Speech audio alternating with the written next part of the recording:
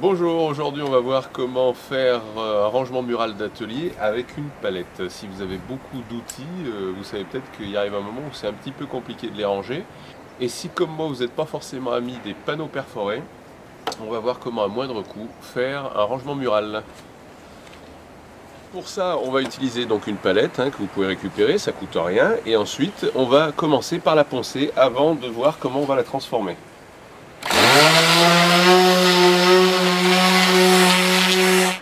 Alors, notre palette est poncée, on va préparer des espèces de tablettes comme ça, qui seront soit des tablettes pour poser des choses, soit des tablettes sur lesquelles on va faire des trous pour pouvoir rentrer des outils, avec un principe qui est assez simple, c'est à savoir, on va mettre notre tablette, voilà, comme ça, et ensuite, avec un tasseau, on va venir le coincer pour que notre tablette ne bouge plus.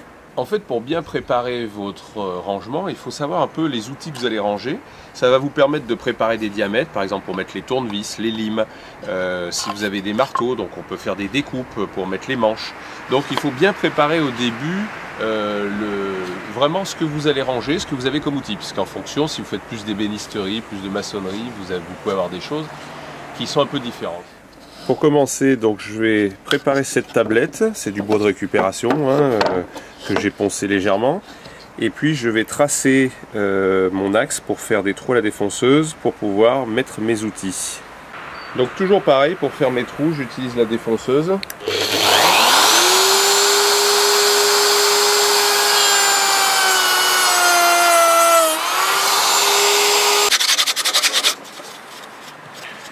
Ce qui permet donc d'avoir des trous propres et très réguliers. Alors une fois que j'ai fini donc ma tablette que vous pouvez faire aléatoirement, les trous comme vous voulez, moi j'en ai fait pour passer des manches, des tournevis plus ou moins gros.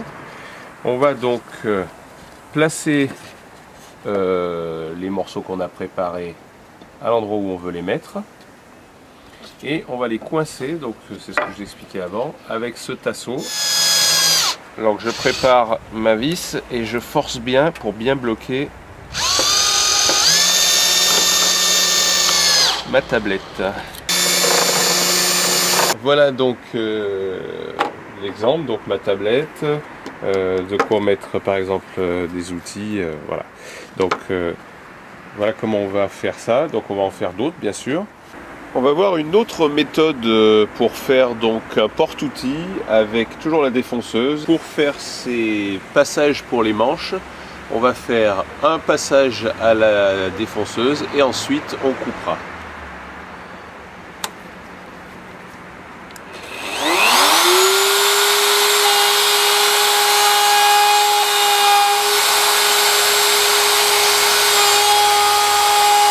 Une fois que j'ai fini mon trou à la défonceuse, je vais ensuite découper sur l'avant pour qu'on puisse passer le manche.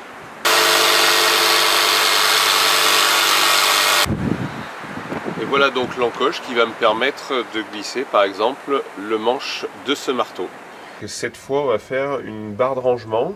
Donc la barre de rangement, on va utiliser deux petits cubes de bois comme ça qu'on a coupé à la bonne taille, qu'on va percer. Ensuite on va mettre donc notre barre de rangement, ce qui nous permettra de glisser tout un tas de choses.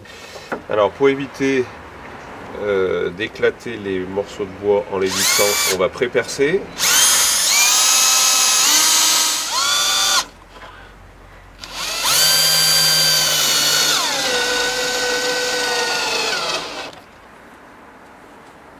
Là maintenant je vais mettre des anciennes poignées que j'avais récupérées qui vont servir à glisser des choses. En fait ce qu'il y a de bien c'est que sur ce type de produit vous pouvez imaginer tout un tas de rangements, des crochets, on va voir après des demi-tuyaux, enfin c'est vraiment ensuite à votre imagination. Voilà, dernière petite astuce, donc on va utiliser des tuyaux, des chutes de tuyaux qu'on a récupérées qui vont nous servir soit coupés à 45 pour rentrer des choses un peu comme ça, soit qu'on va fixer comme ça pour faire un pot.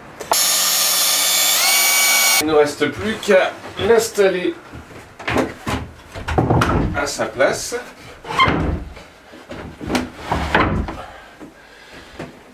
Voilà, on va quand même le fixer dans le mur pour assurer la stabilité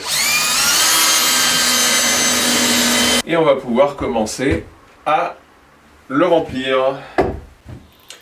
Et ben voilà, avec une palette, comment faire un rangement mural. Alors à vous de faire selon votre idée et selon vos outils surtout. Et ben si le cœur vous en dit, à vous d'essayer. À bientôt.